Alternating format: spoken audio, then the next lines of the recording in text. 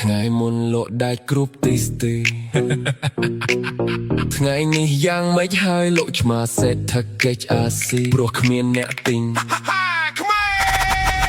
ថៃតាំងខ្លួនជាអ្នកធំគិតតែបនលំមើងងាយខ្មែរនិយាយខ្លាំងគិតថាយើងឆ្កែរករឿងអត់លហែមិនលួ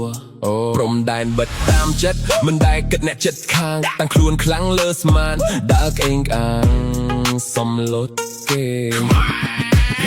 គិតថាខ្លួនធំសំលុតអ្នកតូចចុងក្រោយខូចប្រយោជន៍ខ្លួនប្រឹង live ប្រឹងលុកចង់បាយផ្សែងគ្មានណាដៃណាជួយទិញស្គៀមថ្ងៃមុនលក់ដាច់ដោយមេភ្លៀងថ្ងៃនេះស្ងាត់ស្ងៀមដោយរាត្រី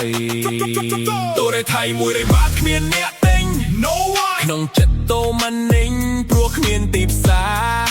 100 បាតខ្មែរណានាំចូលតូរ៉េថៃ Think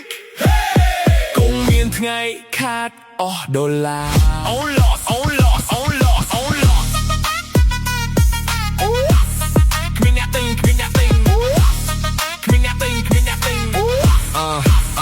ផ្លែឈើដាក់ចុងពេញផ្សារតែគ្មាននរណាចង់ទិញទៀត Empty អ្វីដែលធ្លាប់គិតថាខ្លាំងថ្ងៃនេះคล้ายជាស្ងៀមស្ងាត់កម្ពុជាមិនតូចដូចគិតប្រជាជនមានសិទ្ធិទីជ្រើសបើគ្មានការគោរពគ្នា Respect ទីផ្សារនឹងបិទខ្លួនឯង Close អំណាចមិនមែនតែសំលេងតម្លៃស្ថិតនៅការគោរពអ្នកទិញគឺជាអ្នកសម្រេចមិនមែនអ្នកលក់តែម្នាក់ Alone តូរ៉េថៃ100 បាតគ្មានអ្នក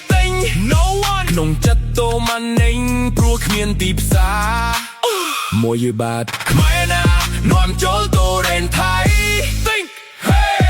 គុំមានថ្ងៃខាតអស់ដុល្លារ Oh loss ទីផ្សារជាអំណាច